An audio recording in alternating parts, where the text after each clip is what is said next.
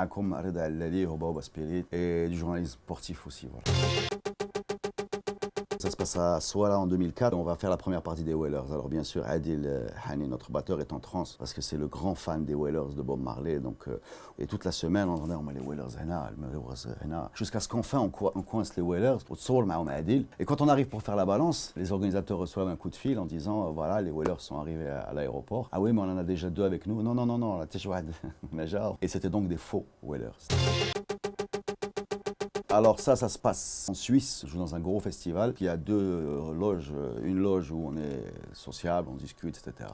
Et une loge où on se repose, la lumière est éteinte, et où Anwar Zehouani est dans la loge d'Yann Nachat. Ça toque et rentre Robert Plant, le chanteur de Led Zeppelin, en nous disant voilà, j'ai adoré le concert, donc il parle anglais, est-ce qu'on peut passer un moment ensemble? Mais je me suis dit, Mskin Anwar Naas, Anwar, Robert Plant à côté, j'ai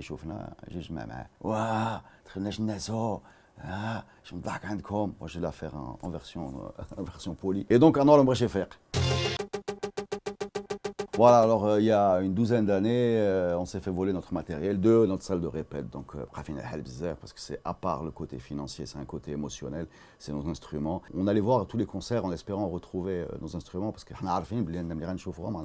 et c'est arrivé effectivement un jour où on trouve notre basse et notre guitare chez un autre groupe. Absamad Bourhem, qui s'occupait du matériel à l'époque, est monté sur scène en plein milieu du concert. Il a arraché la guitare des mains du guitariste. Oumcha.